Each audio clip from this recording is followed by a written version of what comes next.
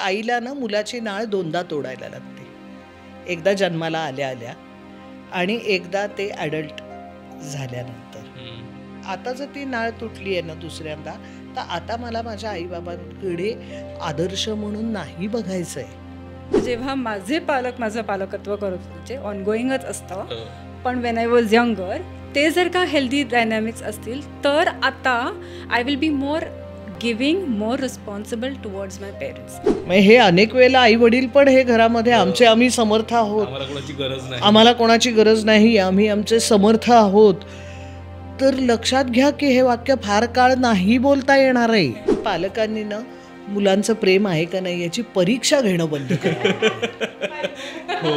आणि मग काहीतरी एका अपेक्षेला पुरं नाही पडल्या की याचं प्रेम नाही, ही डझंट केअर फॉर मी, त्याला काही घेणं नाहीये, त्याला काही पडलेलं नाहीये, ह्या परीक्षा घेणं थांबवावं. बरेच जणांना ना मृत्यू हा मुद्दा नाहीये, पण पॅसेज टू डेथ ह्याचा ताण खूप आहे की तो कसा असेल, आपण खितपत पडू का, आपल्याला खूप त्रास होईल का, आपल्याला कोणावर तरी पूर्णपणे अवलंबून राहायला लागेल का, त्यावेळेला लोक खरंच प्रेमाने आपलं करतील का आपली कटकट व्हायला लागेल. हे सगळे जे ताण आहेत ना हे पालकांना पण आहेत. आणि मुलांना तिसरे ताण आहेत की अरे तू असं फटकन मला म्हणतोस ना, तेव्हा मला असं वाटून जातं की अरे आपणला सगळंच चुकतंय का काय. तर फटकन नाही, असा फटकारून नाही बोललास तर आवडेल रे मला, हे म्हणणं जास्ती सोपं नाही का.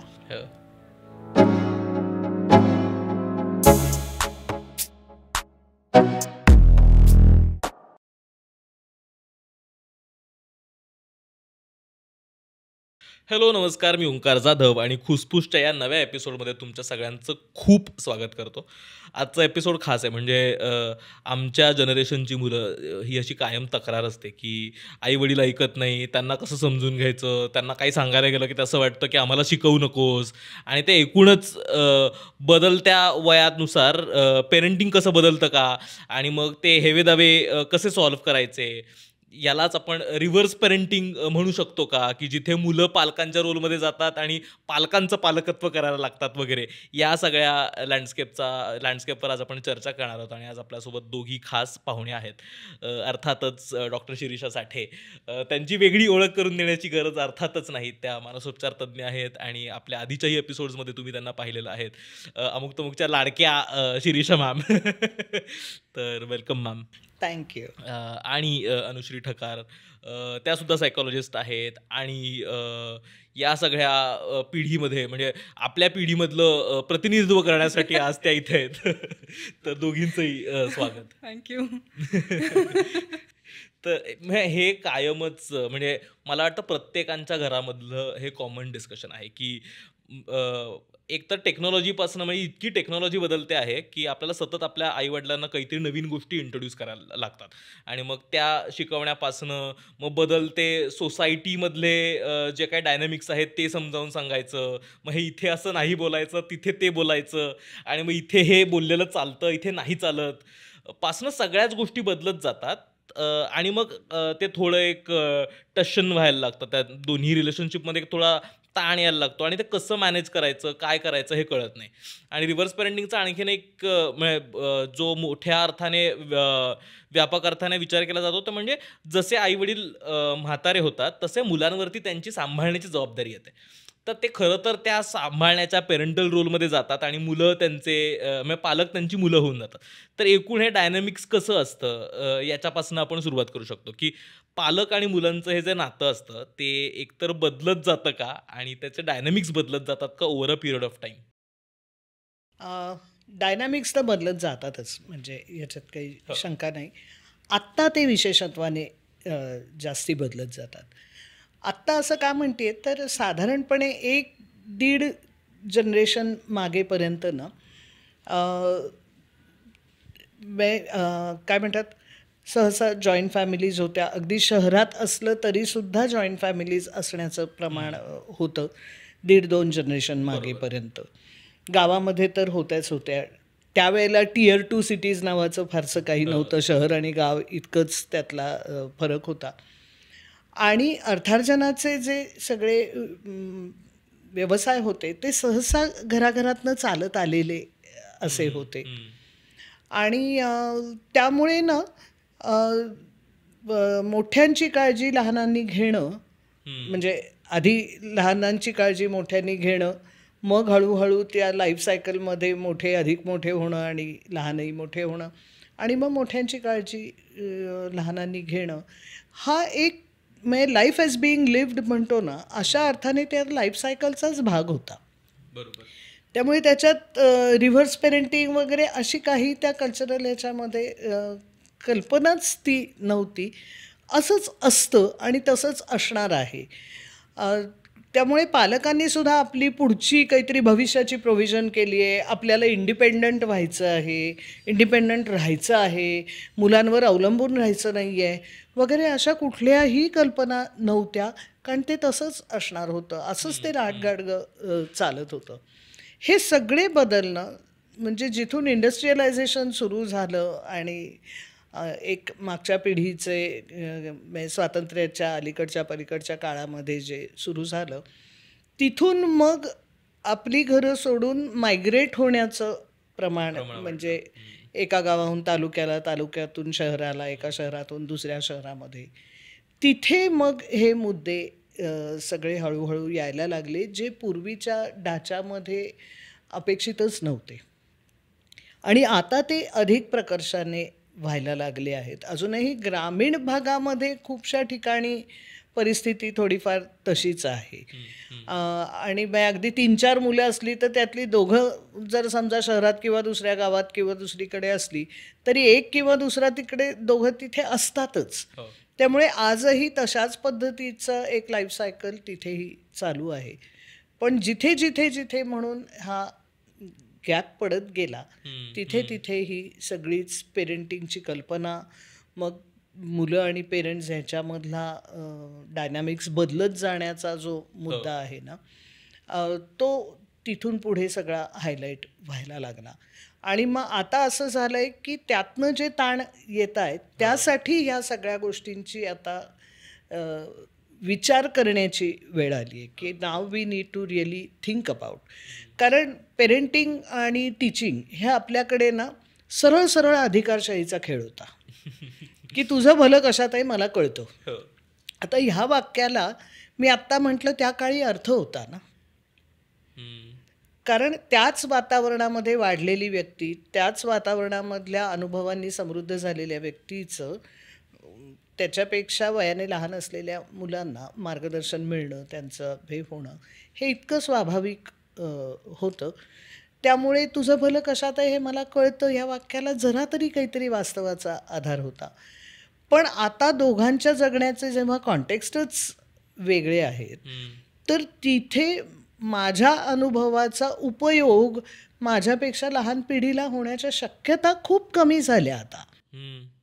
कारण तो कॉन्टेक्स्टच बदलला. म्हणजे जे तू आत्ता म्हटलास की टेक्नॉलॉजी, म्हणजे अनेक अर्थाने टेक्नॉलॉजीमुळे जे काही लाईफ बदललं आपलं, ते बदल इतके झपाट्याने झाले की माझ्या अनुभवाचा उपयोग, आणि अनुभवाचा उपयोग म्हणजे काय तर मी जे चॅलेंजेस फेस केले त्यापेक्षा आता माझी मुलगी निराळे चॅलेंजेस फेस करणार आहे. त्यामुळे माझ्या अनुभवाचा उपयोग तिला होणार कसा, ते इररेलेव्हंट ठरणार आहे. म्हणजे त्याच्यात पालक म्हणून आणि मूल म्हणून असा मुद्दाच नाही आहे.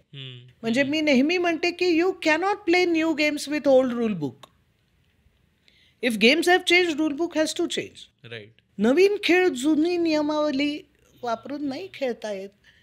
आणि मी जर तिला जुनी नियमावली वापरायला सांगितली की मी कसं करत होते आणि मी हे केलं, तर ते तिला लागूच पडणार नाही आहे, तिला उपयोगीच ठरणार नाही आहे. त्यामुळे त्या अर्थाने हा जो एक त्याच्यातला एक म्हणजे मी नेहमी एक असं उदाहरण देते की रिले रेसमध्ये ते व्हायचं ना की एक प्लेयर येतो दुसऱ्या प्लेअरपर्यंत आणि मग तो बॅटन घेऊन आणि मग ते दोघंही जण काही काळ एकत्र पळतात आणि मग पुढचा प्लेअर पुढे जातो आणि मग पहिला थांबतो.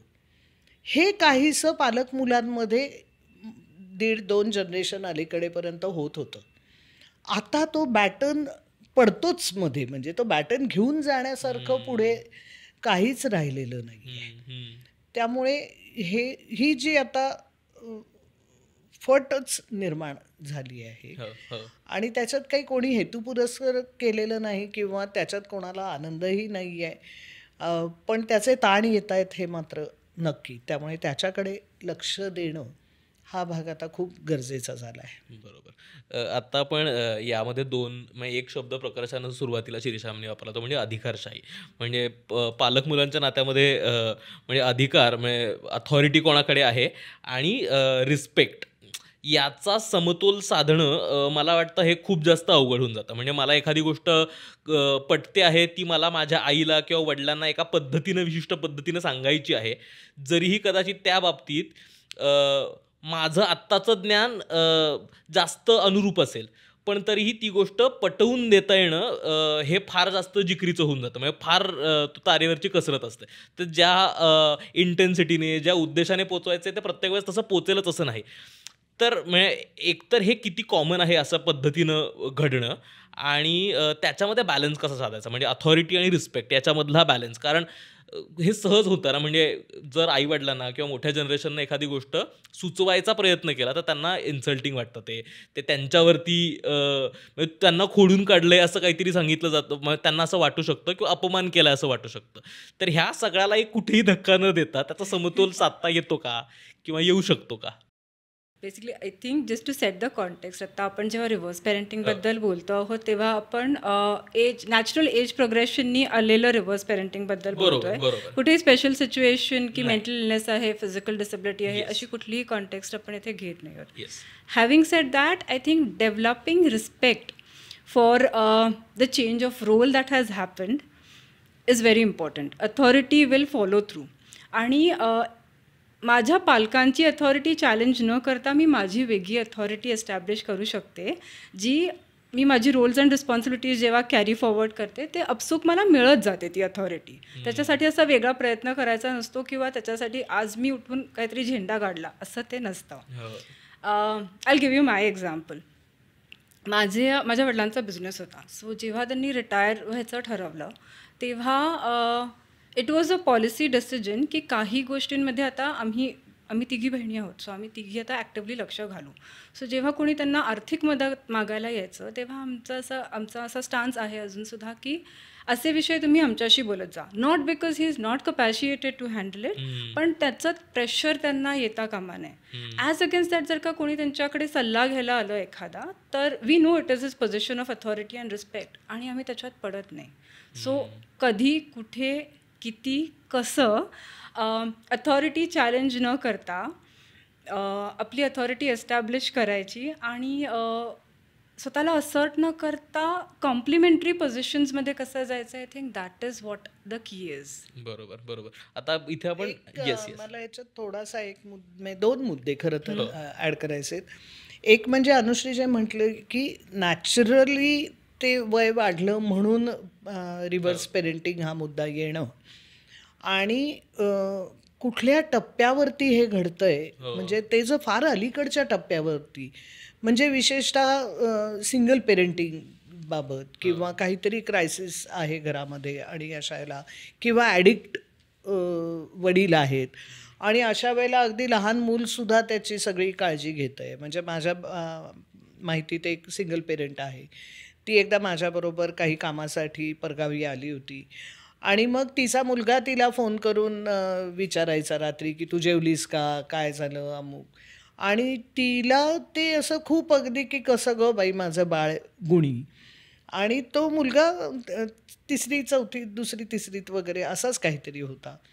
आणि मला ते मात्र खूप खटकलं, कारण अशा पद्धतीने जेव्हा एखाद्या पालकांची ॲडल्ट म्हणून असलेल्या गरजा की कोणीतरी त्याची काळजी घेत आहे, हे घेत आहे, हे जर टीनेजच्या खालचं मूल किंवा इव्हन टीनेजरसुद्धा किशोरवयीन अवस्थेच्या आधी किंवा किशोरवयीन वयापर्यंत सुद्धा जर ते मूल करायला लागलं असं, तर त्याचा परिणाम त्या मुलाच्या व्यक्तिमत्वावरती आणि पुढे जाऊन त्याच्या इंटरपर्सनल रिलेशनशिपमध्ये, विशेषतः त्याच्या क्लोज रिलेशनशिपमध्ये खूप फरक, म्हणजे फरक म्हणण्यापेक्षा मी असं म्हणेन की खूप निगेटिव्ह इम्पॅक्ट त्याचा होतो. ओके.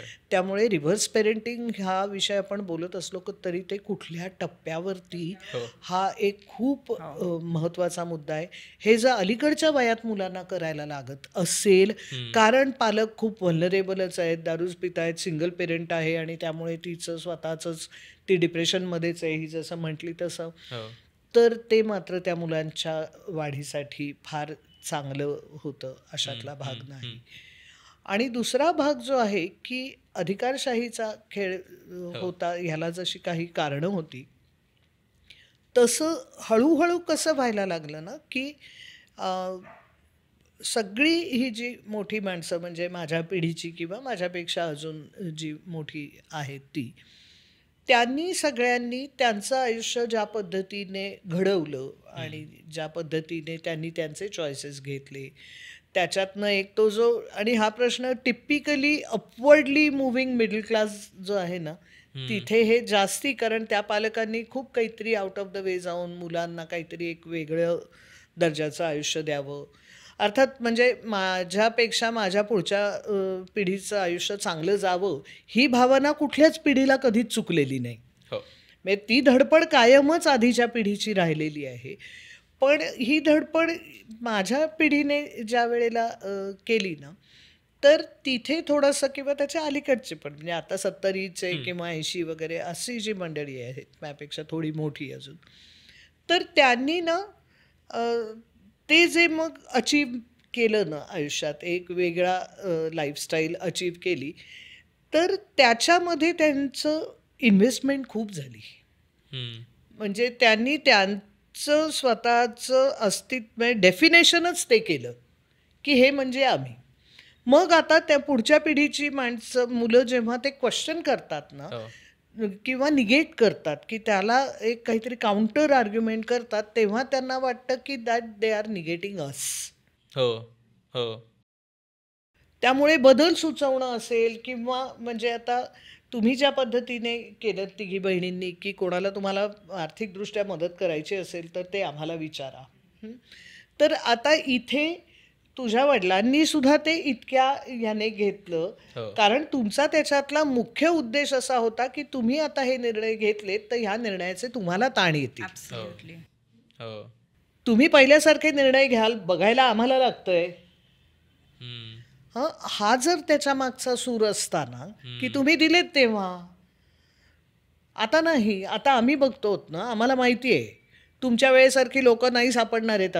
आता लोक घेतील तुमच्याकडनं, लुबाडतील, तुम्हाला परत देणार पण नाहीत, तर नका आता देऊ तुम्ही हे.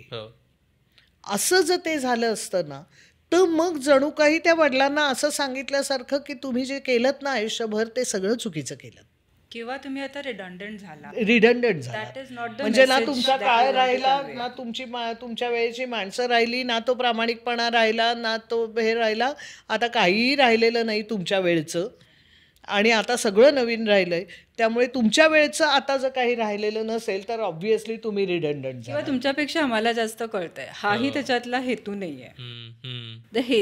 त्यामुळे हा जो रिस्पेक्ट आणि याचा मुद्दा आहे ना तो थोडासा लक्षात घ्यायला पाहिजे. आणि नुसतं पेरेंटिंग असं आपण जेव्हा म्हणतो ना तर तिथे खरं तर त्या अथॉरिटेरियन पेरेंटिंग नंतर ह्या मागच्या पिढीपासून लक्षात यायला लागलं की अथॉरिटेरियन पेरेंटिंग चालत नाही. मग मधला एक काळ असा अजून सुद्धा तो तसाच आहे की आम्ही आमच्या मुलांना सगळं स्वातंत्र्य दिलं, त्याला काय हवं ते करू दिलं. ह्याच्यातनं ती पेरेंट्स ओव्हर परमिसिव्ह केव्हा झाले हे कळत नाही. म्हणजे त्यांना कळलंच नाही की स्वातंत्र्य देणं म्हणजे काय, मुभा देणं म्हणजे काय. आणि मग ते एका टोकाला जेव्हा काही ठिकाणी म्हणजे अजून सुद्धा टीनेजमधल्या मुलांचे पेरेंट्स किंवा ती मुलं जेव्हा येतात तेव्हा तिथे गोंधळ हाच दिसतो की अथॉरिटेरियन नाही, त्यामुळे आम्ही गाजवणार नाही, आम्ही मुलांना मोकळीक दिली, आम्ही त्यांना मुभा दिली. आणि त्याच्यातनं ती मुभा आणि ती मोकळीक मिळाल्यानंतर त्या मुलांनी जे पर्याय उचलले त्याचे परिणाम जर ह्यांना झेपण्याच्या आणि पचण्याच्या बाहेर गेले की ते सडनली कंट्रोलिंग होतात. म्हणजे परत त्यांना असं वाटतं की मग ते सगळे निर्बंध आणणार, मग हे करणार, ते करणार, मोबाईल काढून घेणार, हे सगळे जे गोंधळ आहेत ना तर ह्या दोन्हीच्या मध्ये म्हणजे ओव्हर परमिसिव्ह असणं आणि अथॉरिटेरियन असणं, ह्या दोन्हीच्या मधला जो डेमोक्रेटिक पेरेंटिंगचा जो मुद्दा आहे ना, तो मला असं वाटतं आता दोन्ही बाजूंनी लागू होण्याची गरज आहे, की ज्याच्यामध्ये रिस्पेक्ट हा इनहेरंट आहे. नंतर फ्रीडम हा तर ऑब्व्हियसली आहे, पण तो फ्रीडम आणि याच्यामध्ये पण परत मुद्दा तोच आहे की फ्रीडमच्या बरोबरीने एक इनहेरंट रिस्पॉन्सिबिलिटी येते. म्हणजे मला काहीही करण्याची मुभा आहे आणि मोकळीक आहे असं मी जेव्हा म्हणते तेव्हा त्याला फ्रीडम नाही म्हणत. म्हणजे फ्रीडम फ्रॉम आणि फ्रीडम टू, की मला कशापासून तरी सुटका. म्हणजे आता आईवडील मला गाजवू शकणार नाहीत माझ्यावर आणि माझी मी स्वतंत्र झाली आहे, हा फ्रीडम फ्रॉम झाला. पण फ्रीडम टू, तर मला आता काय काय करण्याचं स्वातंत्र्य मिळालं आहे, पण जे मी करणार आहे त्याच्याबरोबर जबाबदारी येणार आहे. तर मग स्वातंत्र्याचा वापर किती आणि जबाबदारीची उचल किती, हा जो त्यातला भाग आहे ना, हा बॅलन्स हा मला असं वाटतं जर ही पुढची पिढी तो घ्यायला लागली आणि मग अलीकडच्या पिढीने सुद्धा हाच विचार केला आणि त्या अर्थाने मग तो रिस्पेक्ट ठेवला की हो, म्हणजे पूर्वी मुलांना रिस्पेक्ट देणं अपेक्षितच नव्हतं. चुकलं की कानाखाली लाव आणि शिस्त शिक्षा याच्यात कुठेही कोणालाही काहीही गैर वाटत नव्हतं. पण आता रिस्पेक्ट द्यायचा आहे आणि रिस्पेक्टचा एकच म्हणजे माझ्या दृष्टीने रिस्पेक्ट हा खरं तर अनकंडिशनलच गोष्ट आहे आणि रिस्पेक्टचं एकच essential prerequisite that it exist. मग तो प्राणी असो, झाड असो, नॅचरल रिसोर्स असो, मानसिक आजारी व्यक्ती असो, मतिमंद म्हणजे मेंटली चॅलेंज्ड असो, कोणीही असो, काहीही असो, ते अस्तित्वात आहे एवढं कारण ते रिस्पेक्ट करायला पुरेसं आहे. त्यामुळे इतक्या बेसिक गोष्टीवरती जर पालक आणि मुलं दोघंही विचार करायला लागले तर मग मुद्दा खूप वेगळा येतो की that we exist can we better exist, इतकं मग ते साधं होऊ शकतं. बरोबर. आता आपण जबाबदारीबद्दल बोलत होता ना, म्हणजे जसे रोल्स बदलतात, म्हणजे रिव्हर्स पेरेंटिंग ज्यावेळेस म्हणतो त्यावेळेस पालकांच्या रोलमध्ये मुलांना आता आपण बघतोय आणि कसं ते पालकांचा जे ट्रेडिशनली रोल होता तो आता ते निभावतात काही अंशी. तर जसा रोल बदलतो त्यासोबत जबाबदाऱ्या पण बदलतात. हां, तर त्या काय काय पद्धतीनं बदलतात आणि काय काय पद्धतीनं बदलायला हव्यात, किंवा काही आणि सगळ्यात जबाबदाऱ्या बदलतात का, की काही तशाच राहतात किंवा काही तशा राहू दिल्या पाहिजे, मग कसं ते उकलायचं? सो रोल्स बदलतात तशी रिस्पॉन्सिबिलिटी बदलली पाहिजे का नाही ती बदलतेच. म्हणजे ते इनहेरंटलीच तसं होतं. मी एक नेहमी म्हणते की पालकांना, पण आईच्या बाबतीत ते उदाहरण सरळसोट लागू पडतं म्हणून, की आईला ना मुलाची नाळ दोनदा तोडायला लागते. एकदा जन्माला आल्या आल्या आणि एकदा ते ॲडल्ट झाल्यानंतर. म्हणजे नुसतंच आईला नाही तर बाबाला सुद्धा. आणि दोन्ही वेळेला ती नाळ तोडणं दोघांच्याही अस्तित्वासाठी खूप महत्त्वाचं असतं. कारण ते मूल एक स्वतंत्र व्यक्ती म्हणून जगायला लागल्याशिवाय त्याची ग्रोथ होणार नाही. मग त्याच्यासाठीच्या लागणाऱ्या त्याच्या सगळ्या ज्या जबाबदाऱ्या, म्हणजे ज्याला इंडिव्हिज्युएशन म्हणतो, की त्याचं स्व आणि त्याचं स्वयंपूर्ण असणं, ह्या दिशेने त्याची वाटचाल सुरू होणं, त्याचा स्वचा प्रवास सुरू होणं. आणि मग तेव्हा तिथे ती नाळ जी तुटते त्याला एक बाजू असते ज्याला एक ॲडॅप्टिव्ह हे असतं, की जिथे ते जोडले पण राहतं आणि तरीसुद्धा दोन वेगळे आपण आहोत आणि आता माझा पालक म्हणून रोल श्रिंक झाला आहे. म्हणजे मूल 25 वर्षाचं जर माझा मुलगा झाला तर मी आई म्हणून 25 वर्षाचं व्हायला पाहिजे ना. ते तिथे घोळ व्हायला लागतात की मुलाला 25 वर्षाचं व्हायचं आहे आणि त्याला ते सगळं त्याचं आयुष्य जगायला सुरुवात करायची आहे. पण मी जर 12 वर्षाचीच आणि 15 वर्षाचीच आई राहिले तर मी त्याला ते स्वातंत्र्य घेऊ देत नाही, त्याला सूचना करत राहते, काही ना काहीतरी सांगत राहते, 10 प्रश्न विचारत राहते आणि मग त्याच्यातनं एक रिॲक्शन यायला लागते आणि मग ते असं ॲडॅप्टिव्ह दिशेने न जाता डिस्कनेक्ट आणि डिसएंगेजमेंटकडे जायला लागतं. हा एक भाग त्यातला आहे की ते मूल एक स्वतंत्र व्यक्ती म्हणून जगायला त्याची सुरुवात होणं. आणि दुसरा भाग त्याच वेळेला जो घडत असतो ना, की जो खरं तर घडायला पाहिजे, की पालकांविषयी एका टप्प्यापर्यंत ना असं खूप आयडियलिस्टिक असं आपले पालक फार भारी, आपली आई फार भारी, आपले बाबा फार भारी, असं ते जे असतं ते हळूहळू जसं जसं आपण ॲडल्टहूडकडे जायला लागतो तसं ते कमी व्हायला लागतं.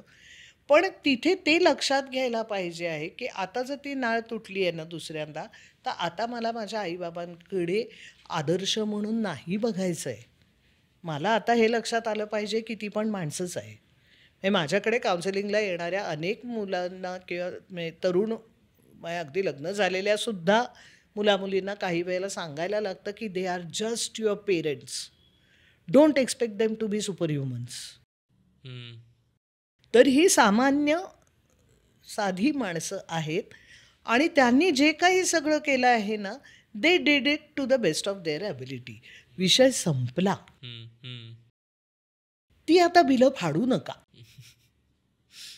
कारण तिथे हे क्लॅशेस व्हायला लागतात. म्हणजे जे तू मगाशी की आम्हाला शिकवायला लागलास का, हो आता माझंच चुकलं सगळं, तुला जन्म दिला इथेच चूक झाली माझी, सगळ्या चुकाच केल्या, आम्ही काही बरोबर केलंच नाही, असं जे सगळं सुरू होतं ना, तिथे हा भाग खूप महत्त्वाचा राहतो की ह्या दोन गोष्टी लक्षात घ्या.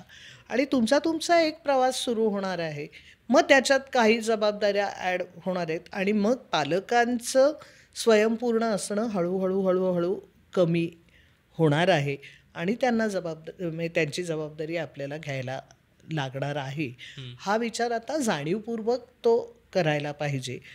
पण मग तिथे परत एक मुद्दा असा येतो की इंडिपेंडन्स हा मधल्या काळातनं इतका ग्लोरिफाय केला गेला की मी कशी कोणावर अवलंबून नाही,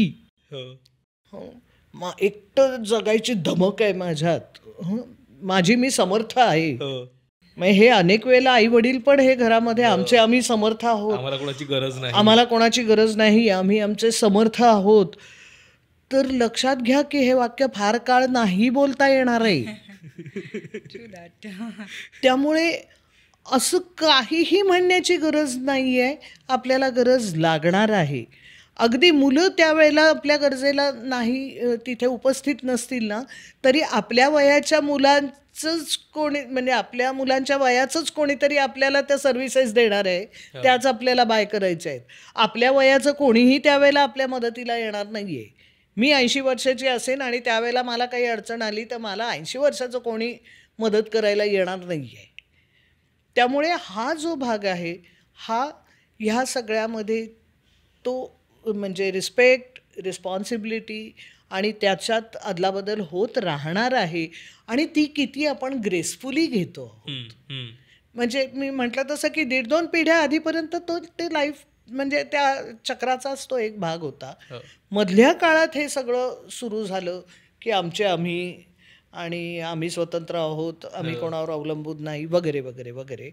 आता हे पुन्हा खरं तर लक्ष घालून ते नरेटिव्ह बदलण्याची गरज आहे की अरे डिपेंडन्सी येणार आहे, त्याचं भानही राखूया आपण आणि त्याच्यामध्ये कमीपणा बाळगायचं आपल्याला काहीही कारण नाही.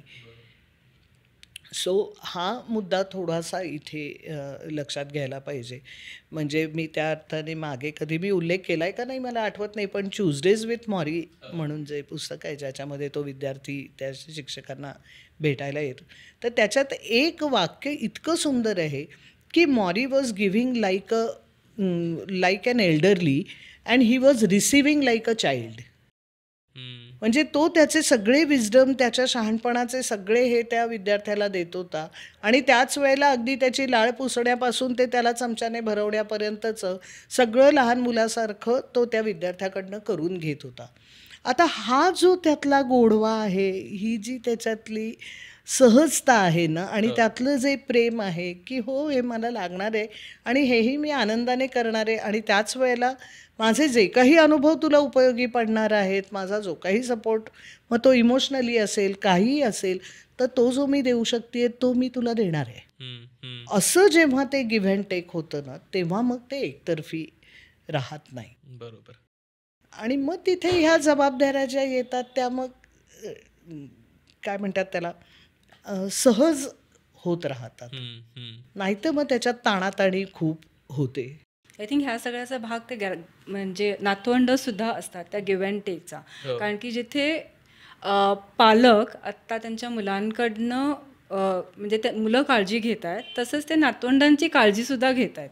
ते इंटरडिपेंडन्सी मॉडेल आहे असेन्शियली आणि त्या अर्थाने. आणि फॅमिली स्ट्रक्चर मी म्हणत होते तसं की इट्स अ सोशल स्ट्रक्चर. त्याच्यामुळे आपण हायरार्की नाही चॅलेंज करत कधी. तुझी रोल आणि रिस्पॉन्सिबिलिटी जरी बदलली तरी तुझी हायरार्की नाही बदलत. हायरार्की फक्त कॉर्पोरेट्समध्ये बदलते, not in your family situations. तुम्ही प्रोव्हायडरच्या रोलमध्ये जाता ॲज अ चिल्ड्रन, तुम्ही तुमच्या पालकांचे प्रोव्हायडरच्या रोलमध्ये जाता. आणि त्याचं कारण एक असं आहे की मुलांचं आणि पालकांचं emotional, physical, social, even cognitive strength आणि स्टेबिलिटी ही इन्व्हर्सली रिलेटेड असते मुलांबरोबर. So when they are stronger, जेव्हा पेरेंट्स स्ट्रॉंगर असतात तेव्हा हे सगळं ते त्या मुलाला प्रोव्हाइड करत असतात. आणि जेव्हा मूल मोठं होतं, इंडिपेंडंट होतं, it is but natural progression की हे सगळं तो त्या पालकांना प्रोव्हाइड करायला लागतो. तो I think that is a very graceful transition that happens म्हणजे as a part of natural progression. काही ठिकाणी आता तो इंटरडिपेंडन्स पण त्या अर्थाने म्हणजे काही ठिकाणी आहे तिथे हे पुन्हा घडतं आहे. जिथे नाही आहे म्हणजे मुलं दुसरीकडेच आहेत, नातवंड तिसरीकडेच वाढत आहेत किंवा आणि आई वडील आर्थिकदृष्ट्या सक्षम आहेत जस्ट टू सपोर्ट देमसेल्फ. एवढंच नाही तर ती मागे पण बरंच काही ठेवून जातील इतपत त्यांनी कमावलं आहे. आता इथे खूप निराळे तिढे सुरू होतात. म्हणजे मुलं अनेक वेळेला असंही म्हणतात की आम्हाला तुमचं काहीच नको आणि त्यातला कंसातला अर्थ त्यामुळे आम्ही तुमचं फारसं काही बघू अशा भ्रमात राहू नका. हा सुद्धा एक खूप हे घडतो आहे.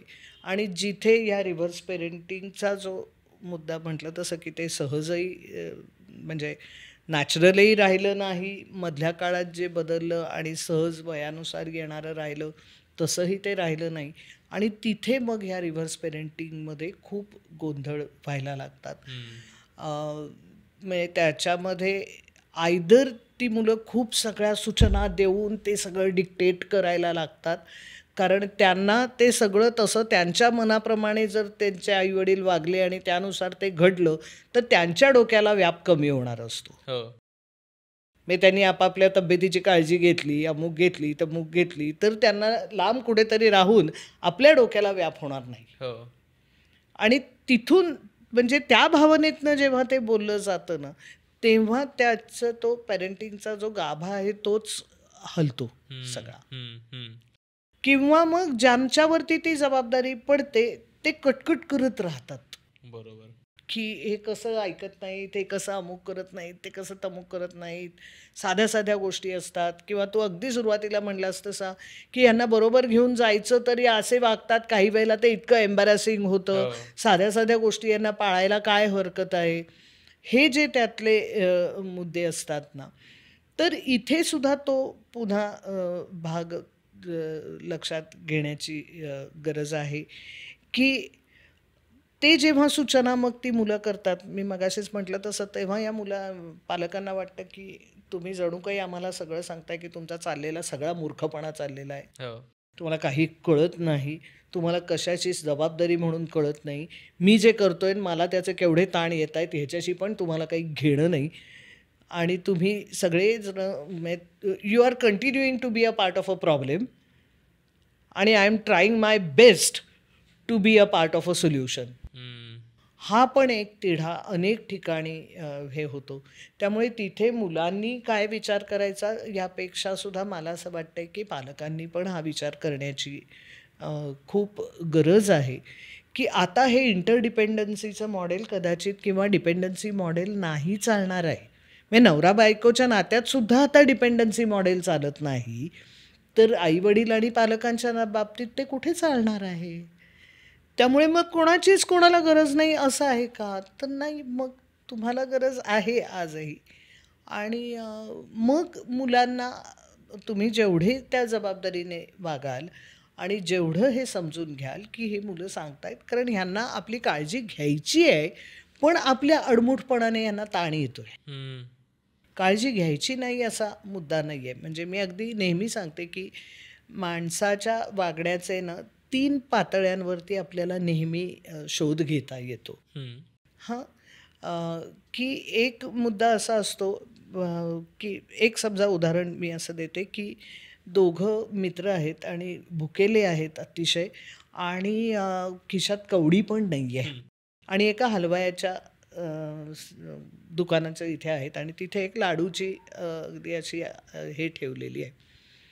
तर एक मित्र त्यातला तो लाडू उचलतो आणि खातो, कोणी बघत नाही असं बघून, आणि दुसरा अजिबात त्याला हात पण लावत नाही. हम्म. आता त्या हात पण न लावलं ज्याने, त्याला आपण विचारलं की तू का नाही रे, तुझ्या मित्राने तर खाल्ला, तू का नाही उचललास आणि तू का नाही खाल्लास? तर त्याचे 3 पातळ्यांवरती उत्तरं येऊ शकतात. एक जो आहे तो should I B doing it, म्हणजे जो मूल्यांना धरून आहे, व्हॅल्यूला धरून आहे, हम्म. की जे माझं नाही आणि जे खरेदी करण्यासाठीचे पैसे माझ्याकडे नसतील तर ते मी खाऊ नये म्हणून मी उचलला नाही. ओके. हा मूल्यांना धरून असलेला प्रश्न आहे.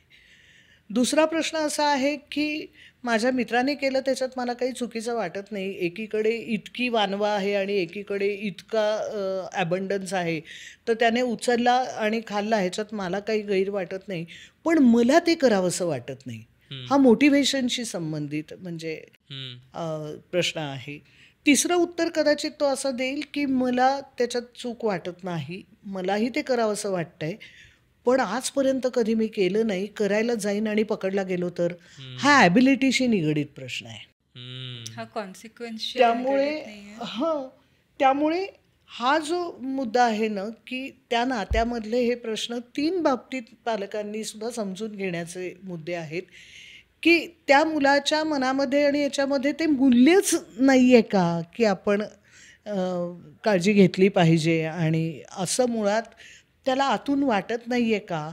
तर तिथे ते जितक्या जमेल तितक्या प्रसन्नतेने स्वीकारणं हम्म. हे गरजेचं असतं, की नाही आहे त्याच्या त्या ज्या आधारावरती तो जगतोय त्याच्यामध्ये हे नाही आहे.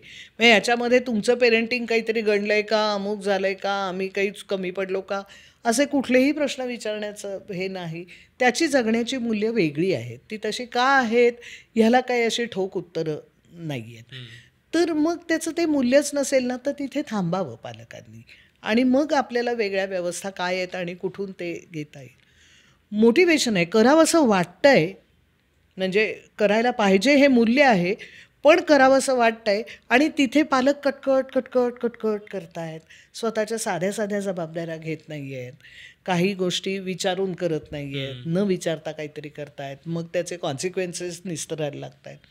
इथे पालकांनी ती काळजी घ्यायला पाहिजे की त्याची जी हे सगळं करायची प्रेरणा आहे ती जर टिकून राहायला पाहिजे असेल तर त्याने केलेल्या छोट्या गोष्टी अप्रिशिएट करणं किंवा त्याचं भान ठेवणं, त्याला असणाऱ्या ताणाची एक कल्पना करणं की हो, आपलं आयुष्य ज्या मानाने कमी ताणात गेलं, ताणाचे प्रकार वेगळे होते, खूप काही साधं होतं, सोपं होतं अशातला भाग नाही, पण ताणाचा प्रकार वेगळा होता. आता ताण खूप कॉम्प्लेक्स झाले आहेत आणि ते त्याला फाईट करायचे आहेत. तर निदान तो जे करतो आहे त्याला त्याची एक जाण ठेवणं, त्याविषयी त्याला फीडबॅक देणं किंवा त्याला अप्रिशिएट करणं, हा जो भाग आहे. आणि अबिलिटीचाच मुद्दा असेल ना, की मी लांबच आहे आणि मी एका मर्यादेपलीकडे काही नाहीच करू शकत आहे, तर तिथेही ते ह्याने स्वीकारणं की याला कसं वाटतच नाही, अमुकच कसं नाही, ह्यापेक्षा सुद्धा to the best of ability ते काय करू शकतं आहे एवढं बघणं. त्यामुळे मूल्यांच्या पातळीवर आहे, प्रेरणेच्या पातळीवर आहे का क्षमतेच्या पातळीवर आहे. हे जर लक्षात घेतलं ना तर मग ते पर्याय निवडणं हे पालकांना जास्ती सोपं होईल. नाहीतर सगळ्याचा मिळून एक अर्थ त्याला घेणंच नसतं. आम्ही जगलो काय मेलो काय. मग अगदी अनेक वेळेला अशा वादांमध्ये तू मेल्यावर आम्हाला अग्नी द्यायला सुद्धा येऊ नकोस इथपर्यंत ते जातं. तर मला असं वाटतं की एवढ्या ताणाताणीची गरज नाही आहे. ह्या पद्धतीने every battle is not a war and every war is not a nuclear war. त्यामुळे हे थोडंसं लक्षात घ्यावं की हे नेमकं आपलं आणि आपल्या मुलाचं नातं आणि त्या मुलाची आपल्याकडे बघण्याची जी हे आहे आणि आपल्यासाठी काहीतरी करण्याची जी त्याची इच्छा आहे ती ह्या 3पैकी कुठे गाडं अडतंय हे कळलं तर काय स्वीकारायचं हे होऊ शकतं खरं तर. एक तर या सगळ्यामध्ये म्हणजे आता परत परत बोलताना एक तर जाणवतंय की म्हणजे या पद्धतीनं ट्रीट व्हायला पाहिजे का, या पद्धतीनं रोल्स बदलायला हवे का, रिस्पॉन्सिबिलिटीज बदलायला हव्या का, तर त्या होणारच आहेत. ते म्हणजे वयानुसार त्या तुम्हाला त्या जबाबदारी घेणारच कारण त्या पद्धतीनं ते रोल्सच बदलणार आहेत. ह्या सगळ्यामध्ये मेजर प्रॉब्लेम असा होतो ना तो म्हणजे कम्युनिकेट करता येत नाही. ते म्हणजे मला जी गोष्ट माझ्या आईला पटवून सांगायची आहे की नाही हे नको करूस किंवा हे असं या पद्धतीने नको करूस, तर कदाचित ती सांगण्याची पद्धतच चुकते आहे. त्याच्यामुळे त्याचा जो घेतला जाणारा अर्थ आहे तो पण चुकतो आहे. तर हे जे कम्युनिकेशन आहे मुलांमधलं आणि पालकांमधलं हे या स्पेसिफिक म्हणजे रिव्हर्स पेरेंटिंगच्या केसेसमध्ये किंवा या पद्धतीनं आपण ज्यावेळेस बघतो ज्यावेळेस मुलं पालकांचा रोल घेण्याचा प्रयत्न करत आहेत किंवा घेत आहेत त्यावेळेस हे कम्युनिकेशन किती महत्त्वाचं असतं आणि काय पद्धतीनं ते कम्युनिकेट केलं तर ते बेटर कम्युनिकेशन असू शकेल. ओके, मी इथे पालकांच्या ऐवजी माझ्या आजी असा एक रेफरन्स देते. So I think empathy is basically trying to understand की समोरच्याला कसं वाटतंय. माझे आईबाबा जेव्हा US ला गेले होते तेव्हा त्याच्यानंतर 2-3 दिवसांनी माझ्या आईची आजी माझी एक मोठी बॅग घेऊन आमच्याकडे राहायला आली. मी आणि माझी बहीण होतो घरात आणि तिचं असं होतं की पुढचे काही दिवस मी तुमच्याबरोबर राहणार आहे. आणि आजी राहायला आली आहे आणि because I had to go to work at 9 o'clock मी एक सिस्टम सेट केली होती. मग बाई येणार, स्वयंपाक करून जाणार, दुसरी येणार, कपडे वाद घालून जाणार, जे काय कामं घरात एरवी असतात ती सगळी लाईनअप केली होती आणि ती बायकांसाठी अलोकेटेड होती. आजीसाठी 2 रिमोट ठेवले होते आणि हा असा ऑपरेट करायचा, हा असा ऑपरेट करायचा. इतकं सिम्पल लॉजिक होतं. I thought I was taking care of my grandmother. 4थ्या दिवशी तिने आम्ही संध्याकाळच्या चहा पीत बसलो होतो तेव्हा तिने मला सांगितलं की उद्या ना तू ऑफिसला जाताना मला घरी सोडून जाशील का. सो मी असं विचार करत होते की am I not taking care of her. So मी जे माझ्यासाठी पॅरामीटर्स डिसाईड केले होते त्याच्यात सगळ्यावरती टिकमार्क लागलेला होता की मी तिला काम करू देत नाही आहे, मी तिला आराम मिळेल हे पाहते आहे, तिच्या रेक्रिएशनची मी व्यवस्था केलेली आहे. For her the point was very different. She was like मी इथे तुमचे आईबाबा नाही आहेत म्हणून तुम्हाला मदत करायला आले होते to make your life better and comfortable, जे मला करता येत नाही आहे. तर मला इनफॅक्ट मी असण्यामुळे तुलाच जास्ती सोयी लावून जाव्या लागतात आणि तुझी जास्त अडचण होती आहे. सो तो मला जे वाटत होतं की मी काळजी घेते as against that I was giving her a feeling of being irrelevant or not being useful to us. So केअरिंगचा हा खूप मोठा भाग आहे. आय थिंक की care for me the way I want to be cared, not the way you think I should be cared. Wow. So खूपच महत्त्वाचं. So तिकडे because we had that sit down conversation, ते आमचं बोलणं झालं. त्याच्यातून मला असं त्याच्यात दॅट वॉज माय लर्निंग की नाही तिला काय पाहिजे हे पण मी लक्षात घेतलं पाहिजे. मग आम्ही डिसाईड केलं की हां ठीक आहे, मग तू काय करशील, मी काय करीन, मग ते काय पद्धतीने करता येईल. अंडरस्टँडिंग की तिला कशाचा ताण येणार नाही, तिला मदत लागणार असेल तर मग त्यावेळेला कोण असेल अवेलेबल, ही सिस्टम मग सेट केली. So involving them in the decision making process हा खूप मोठा भाग आहे आणि इथे कम्युनिकेशनच इज द की. सो या खरंच आहे. तू जो एम्पथी हा शब्द वापरलास ना तो खूप महत्त्वाचा आहे. Empathy doesn't mean agreement. म्हणजे मला ते पटलं पाहिजे अशातला भाग नाही, पण तिला काय म्हणायचं आहे आणि काय वाटतं हे तर मला कळण्याची गरज आहे ना. म्हणजे मी नेहमी ऑप्टोमेट्रिस्टचं उदाहरण देते की चष्म्यासाठी आपण जेव्हा जातो चष्मा हे करायला, तेव्हा तो ऑप्टोमेट्रिस्ट आपल्याला भिंतीवरचं स्नेल्स चार्ट वाचायला लावतो आणि मग जिथे आपण अडखळतो त्याच्यानंतर तो एक रिकामी फ्रेम देतो आणि मग त्याच्यात काचा वेगवेगळ्या ग्लासेस तो घालतो आणि आपण जेव्हा म्हणतो की हां आता मला दिसतंय नीट, त्यावेळेला तो नंबर लिहून देतो आणि सांगतो. तर हा जो भाग आहे ना की तो ऑप्टोमेट्रिस्ट तुमच्या नजरेतनं आधी तुमची दुनिया बघतो, मग त्याच्याकडे असलेले पर्याय तुम्हाला देतो. पर्याय तुम्हीच निवडता, जो तुम्हाला लागू पडतो तो. चष्मा तुम्हीच वापरता, दिसतं तुम्हालाच नीट. पण ते सगळं घडण्यासाठी आधी तुमच्या नजरेतनं तुमची दुनिया बघणं गरजेचं आहे ना. जर तो ऑप्टोमेट्रिस्ट म्हणला हे काय मी एवढा म्हातारा असून मला दिसतंय नीट आणि तुला एवढा तरुण असून दिसत नाही, तो उपयोग नाही.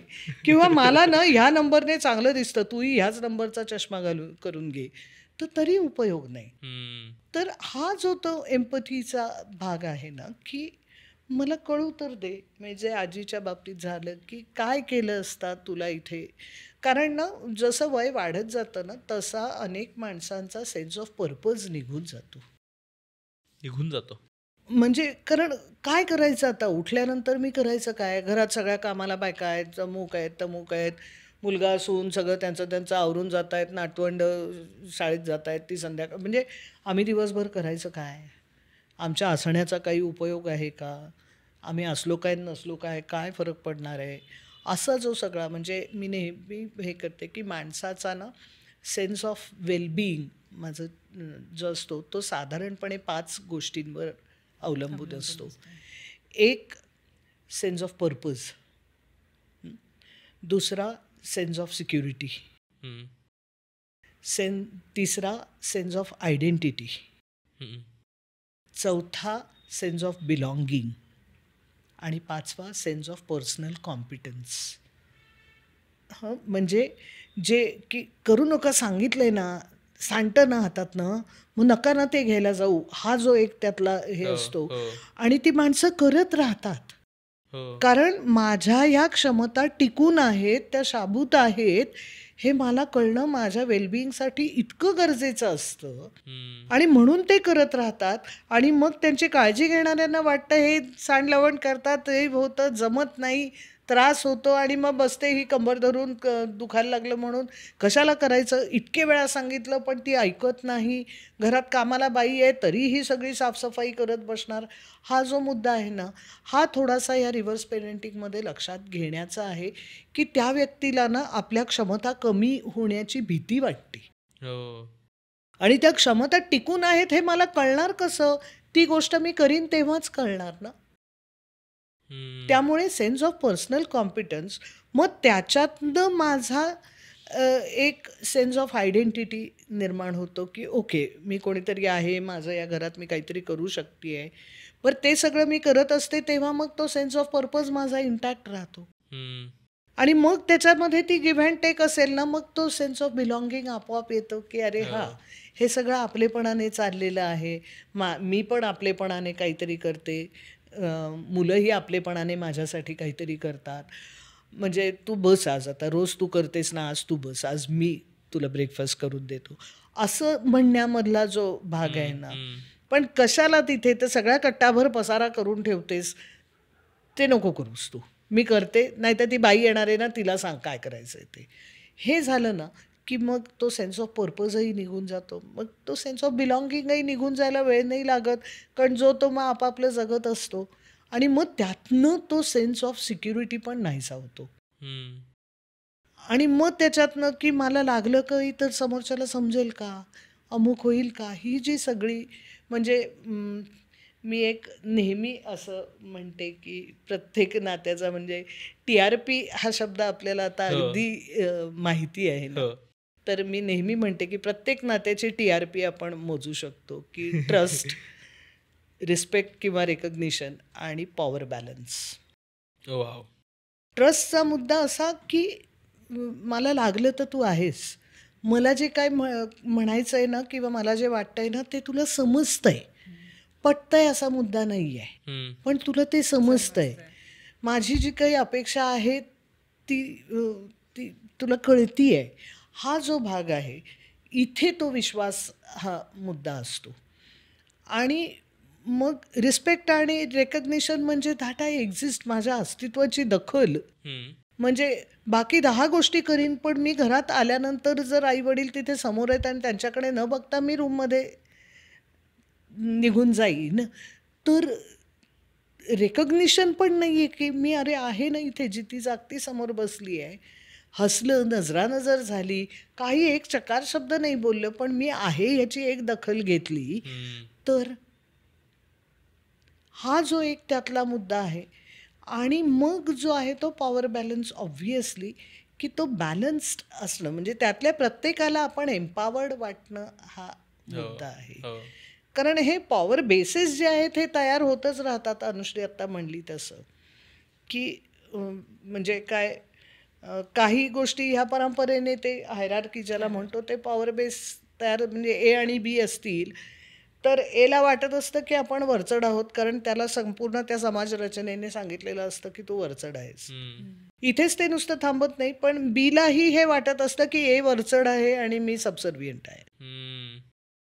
असे पॉवर बेसेस होतच असतात. कधी नॉलेजमुळे तो पॉवर बेस तयार होतो, म्हणजे डॉक्टर पेशंट रिलेशनशिपमध्ये तो पॉवर बेस तयार होतो. Doctor is more powerful than the patient. शिक्षक मुलांच्या संदर्भात किंवा मुलं लहान असताना पालक आणि मुलं, आता हे जे तयार होत असतात, किंवा सेलिब्रिटीजना एक वेगळी पॉवर मिळायला लागते, हा जो त्यातला भाग आहे. मग कुठेही मॉलमध्ये सेलिब्रिटी आली तर लगेचच बाकीच्यांना बाजूला करून त्यांना प्रायोरिटी दिली जाते. आता हे power bases even otherwise social ह्याच्यामध्ये तयार होत असतात आणि तसेच ते घरातही तयार होतात. तर तो बॅलन्स हे करणं की ज्याच्यामध्ये हा TRP सांभाळला जाईल, हे जर बघितलं ना तर मला असं वाटतंय की ताण न येता, कारण ऑलरेडी बाहेरचे ताण सगळ्यांना खूप आहेत. म्हणजे घरात पालकांना त्यांच्या शरीराचे जे काही आजार सुरू झाले असतील, काही तक्रारी सुरू झाल्या असतील, त्याचे म्हणून ताण आहेत. म्हणजे काय म्हणतात, माझा असा जो अनुभव आहे वयस्कर मंडळींशी बोलल्याचा की डेथ इनएव्हिटेबल आहे, सगळ्यांना माहिती आहे. पण हल्ली ना त्या लॉन्जिव्हिटी जी काही वाढली आहे, म्हणजे आयुर्मर्यादा जी वाढली आहे, म्हणजे तो रिव्हर्स पेरेंटिंगचा मुद्दा त्याच्यामुळे पण आता खरं तर खूप महत्त्वाचा ठरला आहे, कारण ती हे खूप वाढली आहे आयुर्मर्यादा.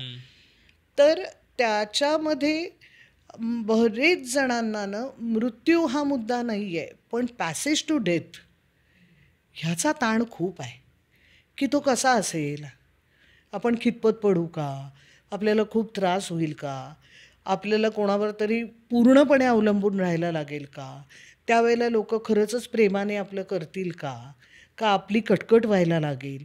हे सगळे जे ताण आहेत ना, हे पालकांना पण आहेत. वय वाढायला लागल्यानंतर हे ताण पालकांना आहेत. आणि मुलांना तिसरे ताण आहेत, त्यांची मुलं, त्यांचं करिअर, त्याचे हे. त्यामुळे बाहेरचे आणि वयानुसार येणारे ताण ह्याला आपण कोणीच थांबवू शकणार नाही आहोत. पण हे जे जास्तीचे ताण आहेत ना, ते जरी कमी केले ना तरी we will stop paying the price of 2 for the sake of 1. नाहीतर हा घाटेका सौदा होत राहणार. करायचं तर आहे, पण त्याच्यात ताण प्रचंड, कोणालाच त्याचं म्हणजे करणाऱ्यालाही समाधान नाही, ज्याच्यासाठी केलं जात आहे त्यालाही आनंद नाही, आणि पण सांभाळलं तर सगळंच जात आहे म्हणायला, पण त्याच्यात कुठे आनंदच नाही. हे होण्याची गरज नाही. पण गरज नाही म्हणण्यापेक्षा त्याविषयी म्हणून म्हणजे मला आज तुझा हा विषयच मुळात जास्ती महत्त्वाचा वाटला की याविषयी विचार करण्याची गरज आहे. पूर्वीच त्या सहजतेने जसं होत होतं तसं आता होणार नाही आहे.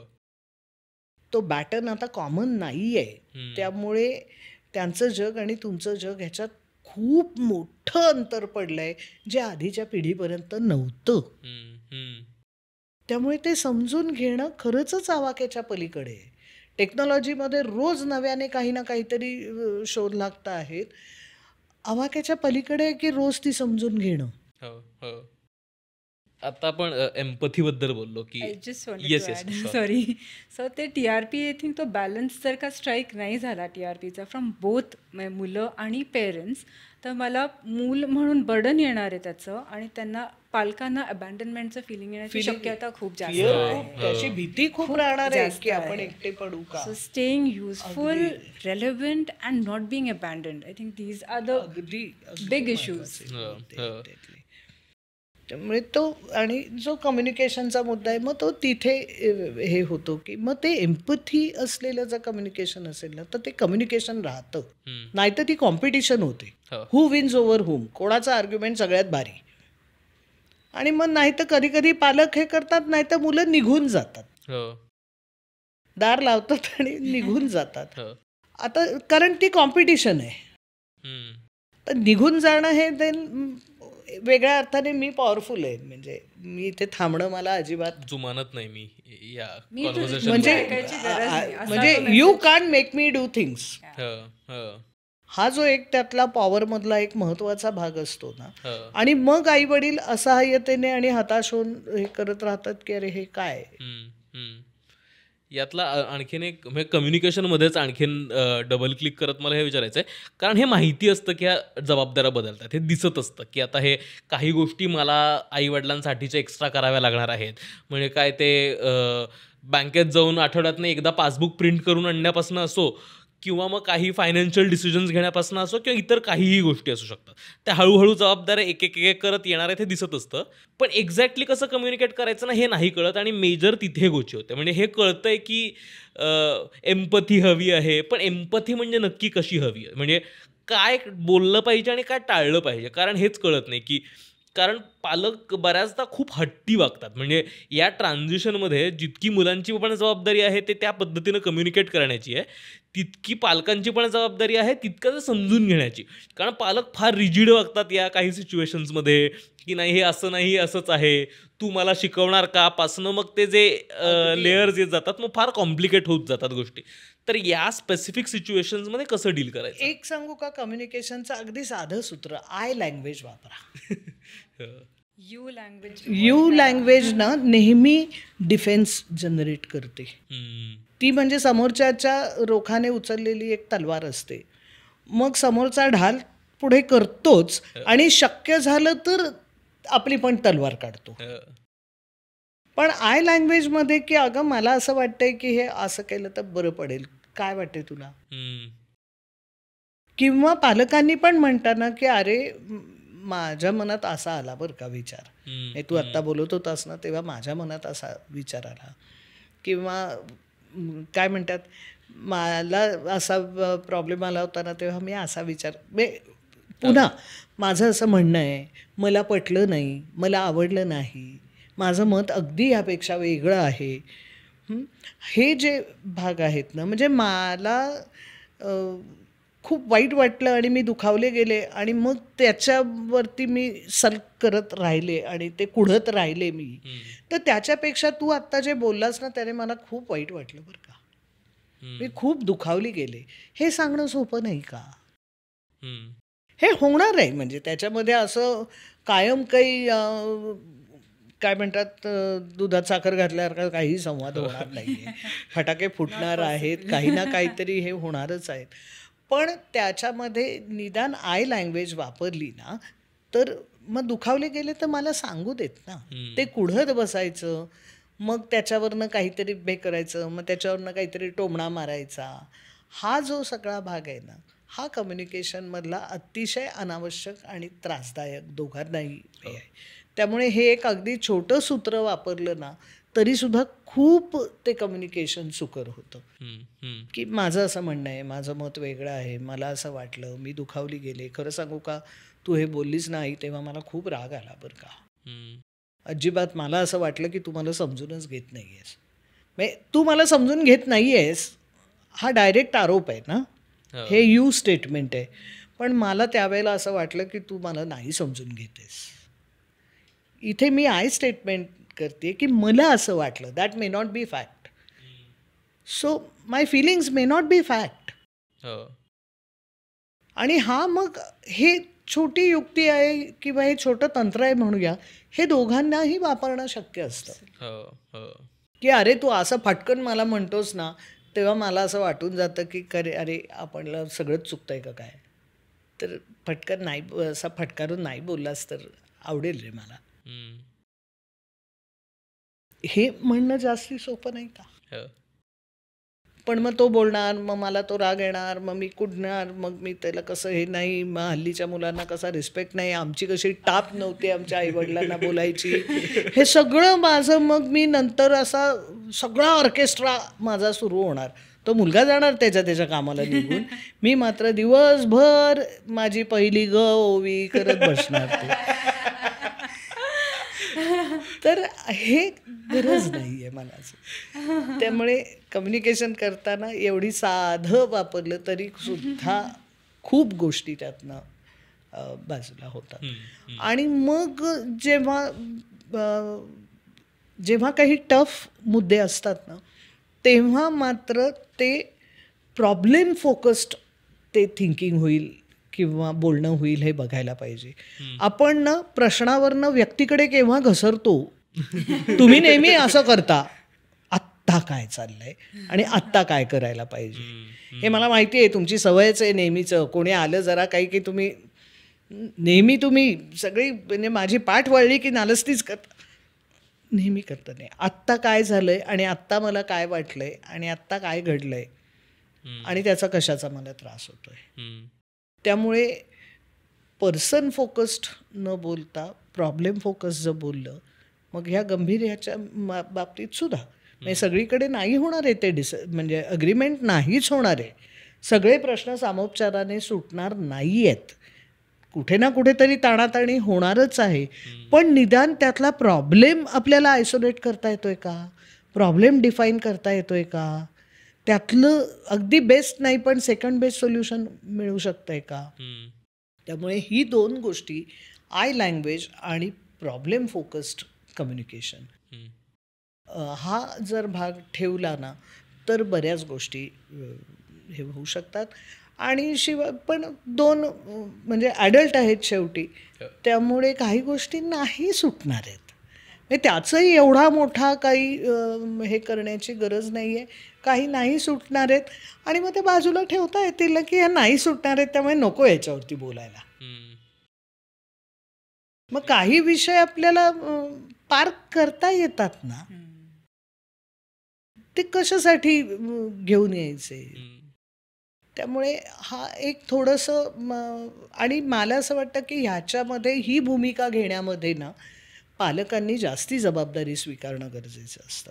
कारण पुन्हा तुमच्या अनुभवातनं आलेलं तुमचं शहाणपण, तुम्ही बघितलेलं जग, इथेच तर ते जे गिव्हिंग लाईक अन ॲडल्ट आहे ना, गिव्हिंग लाईक अन एल्डरली जे आहे ना, ते इथे आहे. बाकीचे बदलणारं जग इकडे याच्यात काही नाही. पण घरातल्या जगामध्ये तुमचं शहाणपण आणा ना, मग तिथे तुम्ही बॅलन्स्ड असणं अपेक्षित आहे. तुम्ही मोठे आहात म्हणून ते घरातल्या जगात शक्य आहे ना. घरातलं जग छान राहू शकतं. आणि इथे मला असं वाटतं मुलांपेक्षा सुद्धा पालकांवर जबाबदारी अधिक आहे. कारण तो एक त्यांच्या याच्यातनं आलेला, म्हणजे मगाशीच आम्ही गप्पा मारताना म्हणत होतो की मुलांनी एक लक्षात घ्यावं की चूज युअर बॅटल्स, की कशासाठी आपण काय गोष्टींना नाही म्हणतोय आणि काय गोष्टींना हो म्हणतोय. बारीक सारीक गोष्टी केल्याने ते समाधानाचं होत असेल तर ते केल्याने काय बिघडतंय. लगेच तत्वाचे प्रश्न करायचे आहेत का बिहेवियरल कॉम्प्लायन्स ज्याला म्हणतो ते करायचं आहे. तर हे मुद्दे लक्षात घेतले आणि तर ते सोपं होऊ शकतं. आणि काही नाही सुटले प्रश्न तर ते तसेच ठेवून द्यायला लागतात. आणि मग ते प्रश्न कोपऱ्यात राहिले ना, रोज सारखे पायात घुटमळले नाहीत ना, तर मग ते बरं चालतं. पायात घुटमळले नाही. आता हे बोलताना पण असं लक्षात येतं की जेन्युनली तो हँडओव्हरच आहे, म्हणजे पेरेंटिंगचा हँडओव्हर आहे. तुम्ही जर तो व्यवस्थित केला नाही तर समोरच्याला त्याच्या रिस्पॉन्सिबिलिटीज कळणार नाहीत. ज्या नवीन जॉबमध्ये जी व्यक्ती येते आहे त्या रोलमध्ये ती स्वतःला बघू बघती आहे, काम करू बघती आहे त्या स्पेसिफिक रोलमध्ये, त्याला आधीच्या व्यक्तीने जर व्यवस्थित हँडओव्हर दिला नाही की हे करायचं आहे.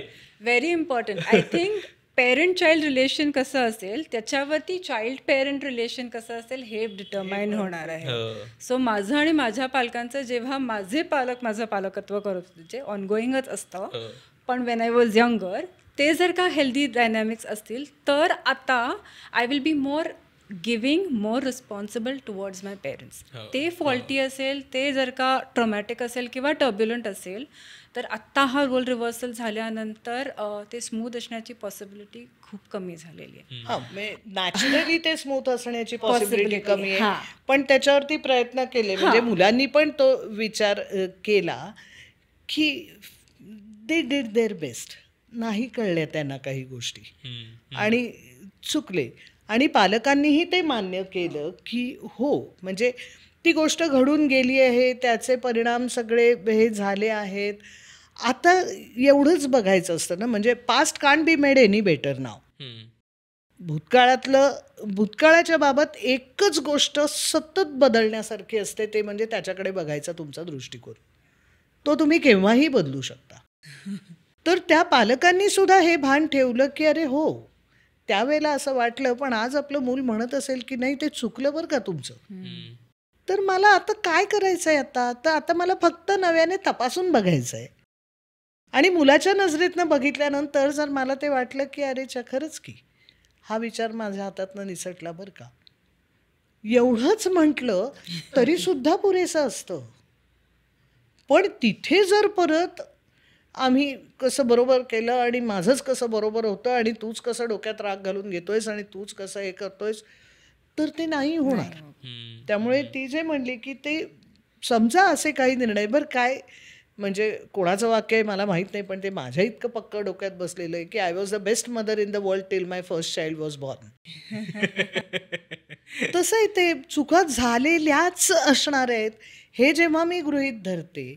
आणि असं एखादं आपला मुलगा किंवा मुलगी काय वयाच्या 35व्या वर्षी 30व्या वर्षी जेव्हा मला असं काहीतरी पोटतिडकीने जर सांगत असेल की ह्या गोष्टीचा मला खूप त्रास झाला, तर त्यावेळेला मला त्याच्या नजरेतनं बघायचं आहे. नंबर 1 एम्पथी तिथे येते की खरंच मी त्या वयाची असते आणि हे जर उलटं झालं असतं तर मला त्यावेळेला वाटलं असतं का शक्यता आहे बुवा. आणि मग हो की रे हे नाही लक्षात आलं माझ्या त्यावेळेला. मी त्यावेळेला काय भ्रमात होते किंवा काय माझ्या विचारात असेल किंवा काय आलं माहीत नाही, पण हा विचार सुटला करा माझ्या नजरेतनं बरं का. आज तू ते सांगतोयस आणि yes it does make sense. हा ग्रेस जर दाखवला ना तर आधी अगदी फार काहीतरी त्याचं भजं झालेलं असेल तरीसुद्धा ते नीट होऊ शकतं. त्यामुळे हे जितकं खरं आहे की ते हेल्दी झालेलं असेल तर ते हेल्दी होण्याच्या शक्यता खूप जास्ती असतात. तसं समजा त्याच्यामध्ये खूप काही घोळ झाले असतील तर ते नेसेसरीली ह्या पद्धतीने, आणि ही भूमिका मी म्हटलं तसं की इथे पालकांची जबाबदारी सगळ्यात जास्ती येते. म्हणजे मला ती कविता आत्ता पूर्ण आठवत नाही, पण if I have to raise my child all over again नावाची एक कविता आहे. तर त्याच्यात ती आई असंच म्हणते की मी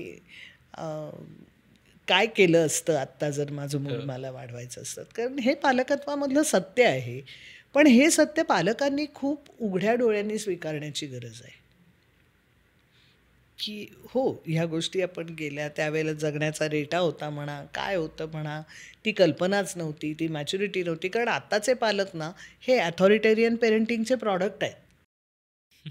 त्यामुळे त्यांना पालकत्व वेगळं कसं हे नाही माहिती.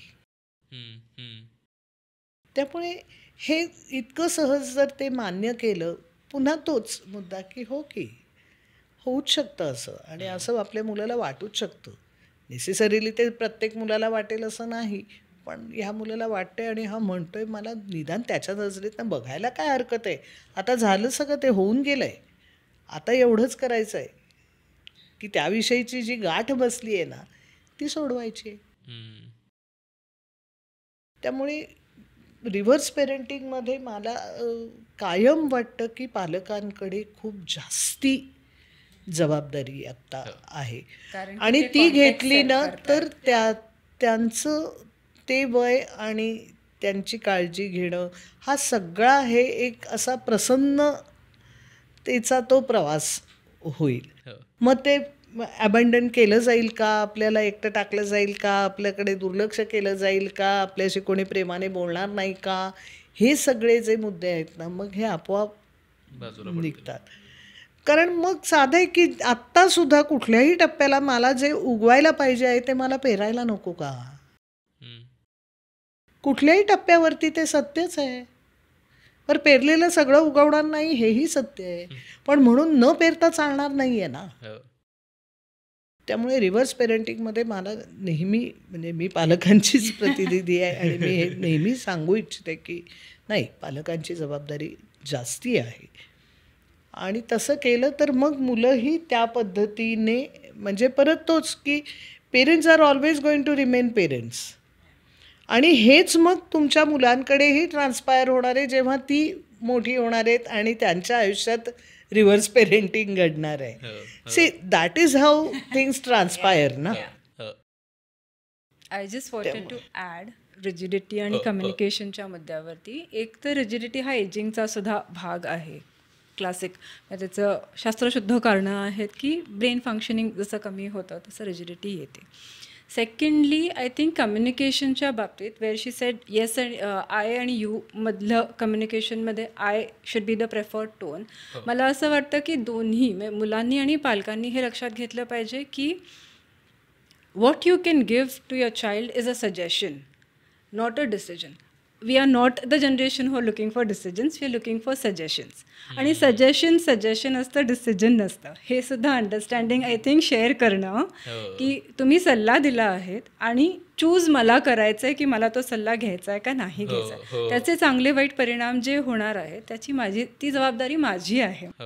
सो सजेशन आणि डिस्कशन म्हणजे दुराग्रहही नसावं की मी सांगतोय तेच तू कर.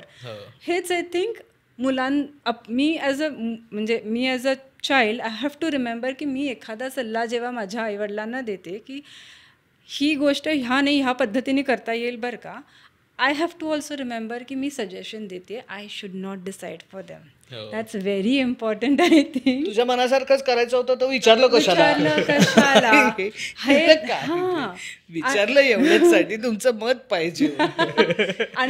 तुम्हाला विचारण्यापूर्वी माझं ठरलं होतं असं नाहीये ना. आणि understand there can be more than one ways of doing the same thing. ह्या सगळ्यामध्ये I think be flexible or be frustrated हा चॉईस आहे. Very simple. आणि मला वाटतं लिबर्टी टू चूज खूप महत्त्वाचं होऊन जातं. म्हणजे ते पालकांसाठी सुद्धा एखाद्या गोष्टीबाबत असू शकतं आणि मुलांच्या बाबतीत पण. म्हणजे आत्ता आपण प्रायमरी जे डिस्कशन करत होतो ना ते त्याचा म्हणजे माहीत असलेल्या कॉन्सेप्ट किंवा पास्टमधल्या काही गोष्टी आणि त्याच्याबद्दलचे डिस्कशन्स. पण आत्ता ज्या स्पीडने गोष्टी बदलत आहेत ना, काही नवीन गोष्टी इंट्रोड्यूस होतात, काही नवीन गोष्टी पालकांना इंट्रोड्यूस करायच्या असतात आणि मग त्यात फार गफलत होते की त्या काही आयडिओलॉजीजच काही व्हॅल्यूजच माहीत नसतात आणि नव्याने काही गोष्टी पालकांना पटवून द्यायच्या असतात, सांगायच्या असतात.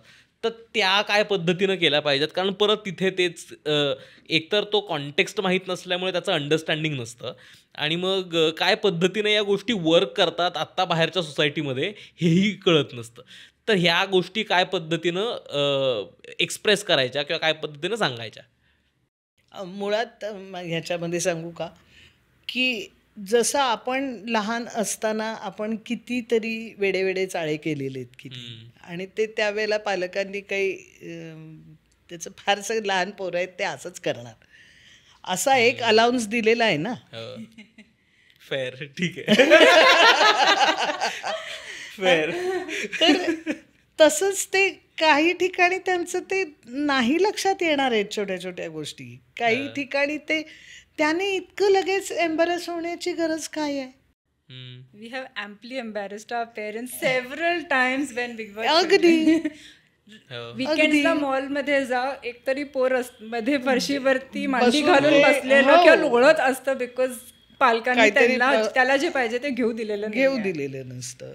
सो तसं ते घडलेलंच असतं आणि त्यामुळे इतकं त्याचा खरंच भाव करायची गरज आहे का.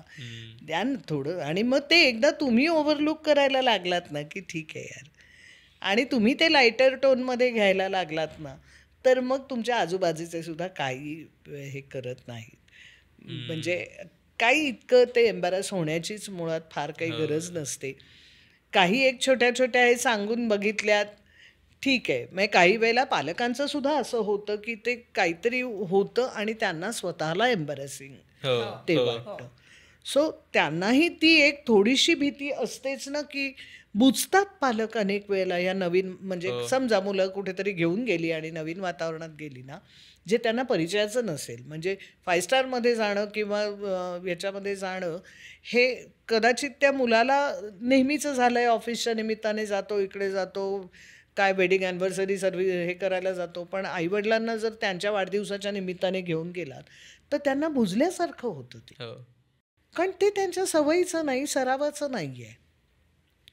त्यामुळे ते असे नात का ते बुजले, पण त्याचा बाऊ किती करायचा आहे. त्यामुळे मग छोट्या छोट्या गोष्टी, मग ते अगदी काहीतरी जर ते झालं तर लगेच कशी लाज आणतात असं म्हणण्याचं कारण काय आहे.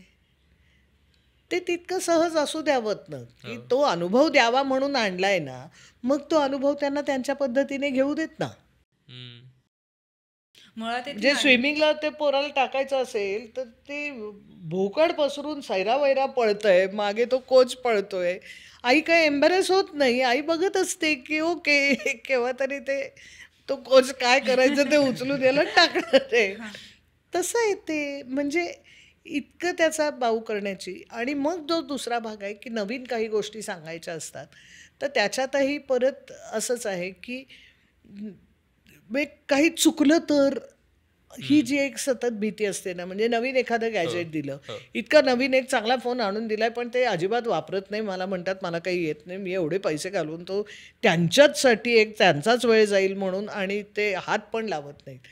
तर मुद्दा असा असतो की त्याची भीती वाटते. बरं ते कॉस्टली असलं ना तर त्याचंही एक दडपण घेतं की एवढे पैसे आपल्या मुलाचे गेलेत आणि आपल्या वेंधळेपणापायी जर त्याचं काहीतरी नुकसान झालं तर त्याच्यापेक्षा नकोच. त्यामुळे दोघांची ती मग भाषाच वेगळी आहे ना. मुलाचा आणण्याचा हेतू काय आहे आणि त्यांचा न वापरण्याचा हेतू काय आहे, हे जर ते समजून घेतलं नाही तर त्याच्यावरती ताण. आणि मग अशी अनुश्री म्हणली तसं की जर त्या डिसिजन मेकिंगमध्ये हे केलं, हळूहळू त्यांना मी रोज तुमच्याबरोबर 5 मिनिटं बसीन आणि हे शिकवीन बरं का, आणि मग जमेल तुम्हाला, बघू, असा एक कॉन्फिडन्स देणं. म्हणजे जे पुन्हा तोच मुद्दा की पालक जसे लहान असताना आपल्याला कॉन्फिडन्स देतात की जमेल, अरे आहे मी, नाही जमलं तर, हा विश्वास देता येतो ना. पण समजत कसं नाही असं म्हटलं तर अवघड आहे.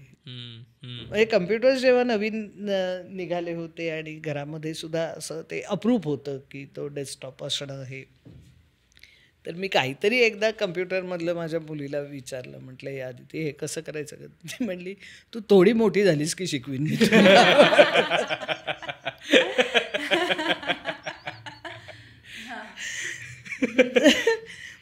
तो भाग आहे. आणि आत्ता विषय निघाला म्हणून एक मुद्दा फक्त त्यातला सांगते की हल्ली परदेशी गेलेली मुलं हा जो एक हे आहे ना, तर त्याच्यामध्ये ती मुलं अनेक वर्ष तिकडे राहतात आणि मग पालकांविषयी बोलताना किंवा त्यांच्या काहीतरी वागण्याविषयी बोलताना अचानक एखादं जजमेंटल स्टेटमेंट करतात किंवा तू अशीच आहेस मला माहिती. तर तोही भाग मला असं वाटतंय की पालकांनी मुलांना वेळच्या वेळी ती जाणीव करून देण्याचा भाग आहे की अरे काय, समजा 20 वर्ष झालं आहे तो परदेशी जाऊन आणि मला माहिती आहे तुझं हे असंच असतं, तू असंच करणार, तर तिथे त्या आईला किंवा वडिलांना त्याला सांगण्याची गरज आहे की तू जसा 20 वर्षापूर्वीचा राहिलेला नाही आहेस ना, तसे आम्हीही 20 वर्षापूर्वीचे राहिलेलो नाही. सो आता तुझी माझी तितकीशी ओळख नाही, त्यामुळे माझ्याविषयी अशी कुठलीही वक्तव्य करताना किंवा माझ्याविषयी असं मत बनवताना एवढं लक्षात घे की आता तुम्हाला पुरेसं ओळखत नाहीस, कारण 20 वर्षात मी पण बदलली आहे किंवा बदललो आहे. त्यामुळे मी जसं तुझे अनुभव ऐकताना फक्त ऐकून घेते, तसंच माझे अनुभव ऐकून घेताना त्याविषयी जजमेंट स्टेटमेंट करायचं नाही. म्हणजे जशी ही जबाबदारी पालकांनी जास्ती घेण्याची गरज आहे ना, तशा काही गोष्टी वेळच्या वेळी त्या मुलांना सांगण्याची पण गरज आहे, की अरे नाही, आता आपण एकत्र म्हणजे सतत आपण एकत्र नसतो, त्यामुळे 20 वर्षात माझा काय प्रवास घडला आहे हे तुला माहीत नाही आहे. तू तीच इमेज घेऊन गेला आहेस तिकडे आणि त्याच इमेजला म्हणजे ज्याला इंटरनली कन्स्ट्रूड रियालिटी म्हणतो तेच तुझ्या दृष्टीने आजचं वास्तव आहे, जे खरं नाही आहे. त्यामुळे हाही भाग एक महत्त्वाचा असतो आणि मुलांनीही हे भान ठेवण्याची गरज आहे की पालकांविषयी कुठलंही जजमेंटल स्टेटमेंट किंवा कुठलंही असा क्रिटिसिझम करताना, त्यांना ब्लेम करताना विदाऊट एम्पथायझिंग नाही. किमान एक प्रश्न विचारा की असं का वाटलं, असं का बोललीस तू, असा निर्णय का घ्यावासा वाटला तुला, एखादा घेतला, असा कसा घेतला, हे कळत नाही का, अमुक नाही का, त्यापेक्षा असं का वाटलं ग तुला, काय विचार केलास तू. निदान एवढा तरी विश्वास ठेवा की त्यांनी आपल्याला मोठं केलं आहे, म्हणजे काही ना काहीतरी विचारपूर्वक आपले आपले निर्णय त्या त्या टप्प्यावरती घेतले आहेत ना, म्हणून आपण जिथे आहोत तिथे आहोत. त्यामुळे हे विचारण्याची प्लेन सेन्स ऑफ एन्क्वायरी हा सुद्धा मला असं वाटतं की कम्युनिकेशनमधला एक खूप महत्त्वाचा मुद्दा आहे. की का बरं, असं का वाटलं, कशाची भीती वाटते आहे, मी एवढा तो नवीन फोन आणून दिला आहे, काय येतं आहे डोक्यात की ज्याच्यामुळे हातसुद्धा लावू नये असं वाटतं आहे. तर मग येईल ना, मग तिथे एक संवादाचा आपण दरवाजा उघडतो की ओके बोला ना, वी आर हिअर टू लिसन. तर प्लेन सेन्स ऑफ एन्क्वायरी दोन्ही बाजूंनी असणं खूप गरजेचं आहे. त्या जे मगाशी उदाहरण देत होत्या त्याच्यावर मला असं वाटलं की स्किल डेव्हलपमेंट ना हे लहान मुलांचं करायचं असतं, त्यांना कॉम्पिटिशनमध्ये उतरायचं आहे. पालकांचं, मोठ्या पालकांचं म्हणजे वयाने जे मोठे आहेत पालक, त्यांचं हे सगळं करून झालेलं आहे. तिकडे जे स्किल डेव्हलपमेंट होतं it is out of exploration and curiosity, कुठल्याही कॉम्पिटिशनला नाही उतरायचं आहे त्यांना. So that I will not be embarrassed of my parent is not dependent on त्यांचे काय स्किलसेट्स आहेत जे काळानुरूप आहेत. They are the way they are आणि you just have to accept it the way. उदाहरण जे त्यांनी मगाशी ते दिलं की रेस्टॉरंटमध्ये घेऊन गेले एका फॅन्सी रेस्टॉरंटमध्ये, let them cherish the moment of being there then being embarrassed की अरे काटे चमच्याने नाही खाता येते किंवा मला मेन्यूवरच्या गोष्टी माहितीसुद्धा नाही तर मी ऑर्डर काय करू. It is about making each other comfortable with respect and treating the other person with dignity. Think that is what it is.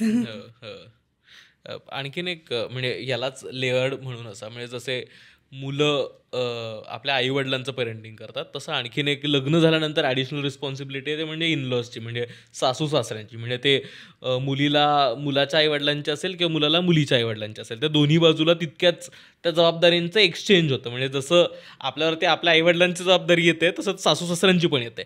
आणि मग हे आणखीन लेअर्ड इश्यूज क्रिएट करू शकतात. म्हणजे जबाबदारी तर आहे पण ती डिरेक्टही नाही आहे, ती इनडिरेक्ट जबाबदारी आहे. त्याच्यामुळे काही ठिकाणी तुम्हाला अधिकार आहे, काही ठिकाणी तुम्हाला अधिकार नाहीच आहेत.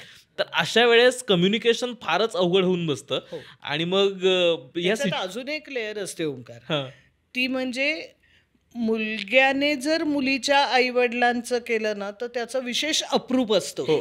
हो. पण मुलीने मात्र मुलाच्या आईवडिलांचं करणं हे तिच्या लग्नाच्या नात्याबरोबर येणारं एक पॅकेज असतं, म्हणजे ड्युटी कर्तव्य आहे ते. हा तर एक त्या लेअरचा मुद्दाच आहे. आणि त्यामुळे ना जावयाने बारीक बारीक काही गोष्टी केल्या आणि एखादा वाक्य जरी तो असा काहीतरी एखादा तिरकस बोलला ना तरी नाही, तो बोलताना बोलतो पण करताना किती करतो. पण सुनेने जर एखादं तिरकस वाक्य त्या सासू सासऱ्यांना बोललं तर ही करते पण बोलून घालवते.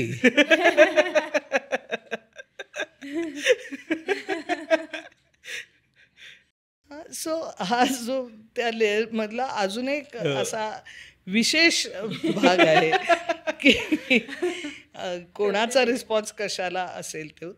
आणि त्या एका लेअरमधला परत तोच म्हणजे काय म्हणतात ते बाय डिफॉल्ट येणं आणि बाय चॉईस तो हे घेणं. म्हणजे जावयाने जर नाही घेतली ती जबाबदारी फारशी मुलीच्या बायकोच्या आईवडिलांची, तर त्याविषयी फारसं कोणी त्याला काही म्हणणार नाहीये. अजूनही तो बाय चॉईसच आहे बरं का. तसं बायकोच्या बाबतीत ते बाय डिफॉल्टच येतं. आणि तिथे मग थोडासा प्रश्न येतो. म्हणजे काय म्हणतात त्याला, ताणाच्या संदर्भातनं एक मजेशीर एक एक्सपेरिमेंट केली गेली होती की उंदरांना च्या पिंजऱ्यामध्ये त्यांचं वेळ म्हणजे ट्रेडमिल सारखं एक हे लावलं होतं आणि ते उंदरांना आवडतं भयंकर. तर म्हणून ते ट्रेडमिल आणि मग तो उंदीर त्याच्यावरती खेळायचा आणि त्याची स्ट्रेस लेवल मेजर केली गेली होती.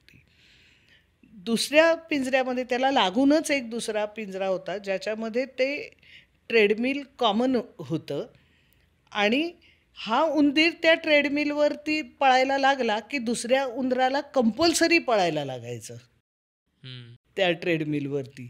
त्याच्या मात्र ताणाची लेवल वाढलेली दिसली.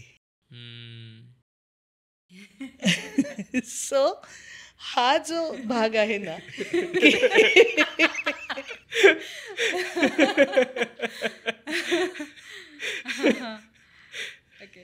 तर ते बाय चॉईस करणं आणि बाय डिफॉल्ट करणं ह्याच्यात तो खूप फरक पडतो.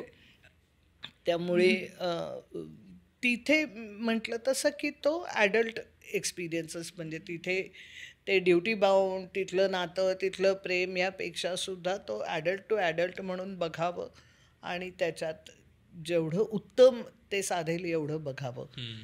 पण ह्या स्टिरिओटिपिकल एक्सपेक्टेशनमधनं गेलं किंवा त्याचं अप्रूप वाटायला लागलं तर दोन्हीकडे ते गोंधळ होतात. I think we live in the generation जिथे हे गृहीत आहे की spouses will support each other आणि spouses have to share that common understanding की ते त्यांच्या पालकांचं पालकत्व कसं करणार ह्याच्यावरती एक कॉन्व्हर्सेशन व्हायला पाहिजे त्या दोघांमध्ये सुद्धा. आणि it is also given that मला जर का माझ्या पालकांचं पालकत्व करायचं असेल तर तो सपोर्टिंग रोल प्ले करणार आहे. Vice versa when he is going to parent his parents मला सपोर्टिंग रोलच प्ले करावा लागेल. जर का तिकडे मी लीड घेतला तर कॉन्फ्लिक्ट होऊ शकतो अराईज. हे खूप महत्त्वाचं आहे. ऑल्सो ॲज अ स्पाऊस माझं जे जेंडर आहे like I will be more comfortable taking care of my mother-in-law. Vice versa, my mother-in-law will be okay me taking care of her. पण हेच मी माझ्या सासऱ्यांबद्दल नाही म्हणू शकत, पण हे मी माझ्या वडिलांबद्दल म्हणू शकते.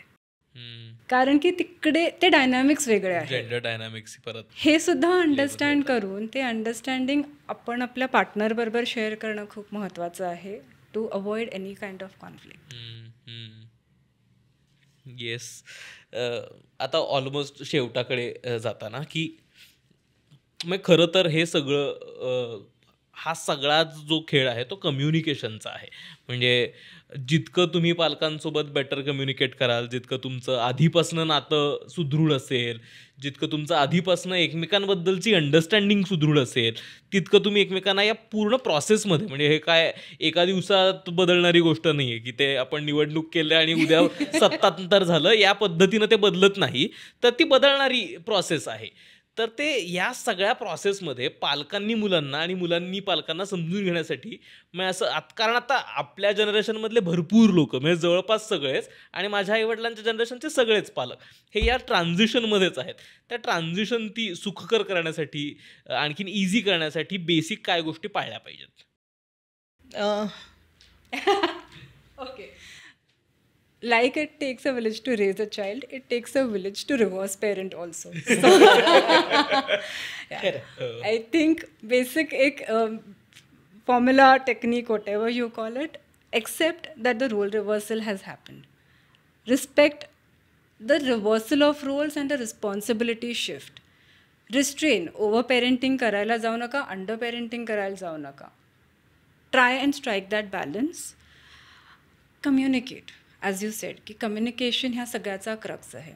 Your role is that of being instrumental in helping them go through the activities of daily living. त्यांना जे रोज जगण्यासाठी गोष्टी लागतात, जसं तू मगाशी उदाहरण दिलंस की पासबुक भरून आणायचं आहे, ते तू करून देतोस ते तुझ्या पेरेंट्सना. Be instrumental, don't essentially be doing it for them. जसं फॉर एक्झाम्पल माझ्या वडिलांना किंवा माझ्या आईला जायचं आहे कुठेतरी कुणाला तरी भेटायला, मी घेऊन जायची गरज नाही आहे. I can arrange the transportation. हा एक भाग आहे की एक सपोर्ट सिस्टम जनरेट करा. काउंट युअर सिबलिंग्स इन, फक्त स्पाउसेस नाही, count your siblings also in. त्यांच्याबरोबर सुद्धा ती रिस्पॉन्सिबिलिटी शेअर करता येते. सो शेअर दॅट रिस्पॉन्सिबिलिटी आणि be instrumental. Don't do things for them, कारण की that is not helping. Be instrumental in helping them do their own things. That is I think pretty much what it is. मुळात जे तू प्रश्न विचारला ना त्याच्यातच उत्तर आहे की आपण ट्रान्झिशनमधनं चाललो आहोत. त्यामुळे ही उत्तरं आपल्याला शोधायची आहेत. आपलं व्यक्तिमत्व, आपलं कुटुंब, आपलं पेरेंटिंग, आपला सगळा जगाकडचा अनुभव, हा जो सगळा भाग आहे ना, त्यामुळे या ट्रान्झिशनमधनं जाणार आहोत. आणि मग त्याच्यात थोडासा ट्रॅक बदलताना जे काय खडखडाट व्हायचा तो होणार आहे. त्याचं बाऊ करू नये असं मला वाटतं. आणि सगळ्यात महत्त्वाचं म्हणजे डेड हात कलेजा. दुसरं काय पाहिजे. मला वाटतं पालक मुलांच्या रिलेशनशिपमध्ये म्हणजे रिव्हर्स पेरेंटिंगच्या मानाने तसं कदाचित सोपी गोष्ट एवढ्यासाठी वाटू शकते कारण तुम्ही एक 20-25-30 वर्षांचं नातं अनुभवलेलं आहे. त्याच्यामुळे तुमच्यात ते अफेक्शन आहे, तुमच्यात ते प्रेम आहे, तुम्हाला त्या व्यक्तीसोबतच्या त्या नात्यातले एक्सपिरियन्सेस आहेत, अनुभव आहेत. त्याच्यामुळे ती प्रोसेस कदाचित सोपी असू शकते. त्याच्यामुळे मुलांनीही त्याचं दडपण न घेता येस. एक मुद्दा अगदी मला वाटतं की पालकांनी ना मुलांचं प्रेम आहे का नाही याची परीक्षा घेणं बंद हो प्लीज. हे केलं तर प्रेम आहे, ते केलं तर प्रेम आहे, बघूया आहे का. आणि मग काहीतरी एका अपेक्षेला पुरं नाही पडल्या की याचं प्रेम नाही, ही डझंट केअर फॉर मी, त्याला काही घेणं नाहीये, त्याला काही पडलेलं नाहीये, ह्या परीक्षा घेणं थांबवावं. रिव्हर्स पेरेंटिंग सुद्धा चॅलेंजिंग आहे. It's not easy.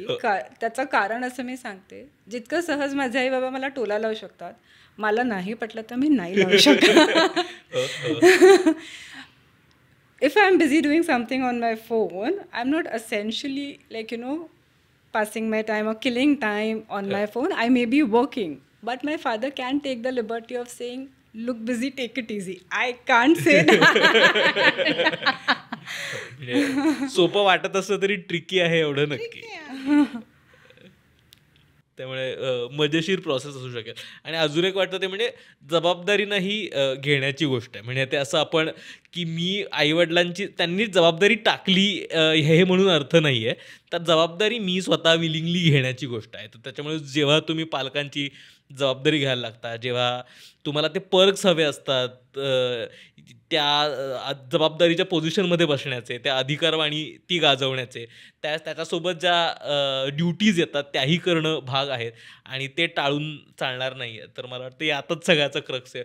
माहीत नाही, आम्ही पण हा विषय अगदीच नवीन आहे आमच्यासाठी, तर तो शोधण्याचा प्रयत्न केला की काय असू शकतं बाबा रिव्हर्स पेरेंटिंग. कारण आपण आज जसं हेच डिस्कस करतोय की त्याच ट्रान्झिशनमध्ये आहोत. तर नक्की काय घडतं, कसं घडू शकतं आणि काय बेटर पद्धतीने त्याला ॲड्रेस केलं जाऊ शकतं हे डिस्कस करण्याचा आज या एपिसोडमध्ये प्रयत्न केला. दोघींचेही खूप खूप आभार. खूप क्लिष्ट, लेअर्ड आणि असा वेगळाच विषय होता, पण थँक्यू सो मच. तुम्ही दोघींनी पण त्यावर तुमची मांडणी केली. Thank you so much. तुम्हाला आजचा एपिसोड कसा वाटला नक्की कळवा. यातनं काही मिळालं का हेही कळवा. काय आवडलं, काय नाही आवडलं हे जरूर कळवत राहा. तुम्ही एरवीसुद्धा कळवताच. आणखी असे कुठले विषय वेगवेगळे तुम्हाला खुसफुसवरती ऐकायला आवडतील हेही जरूर कळवा. आणि यूट्यूबवर ऐकता तर प्लीज सबस्क्राईब करा. आणि इंस्टाग्राम आणि फेसबुकवर बघत असाल किंवा इतर कुठल्याही ऑडिओ प्लॅटफॉर्मवर ऐकत असाल तर फॉलो करायला विसरू नका. धन्यवाद. लोभ असावा.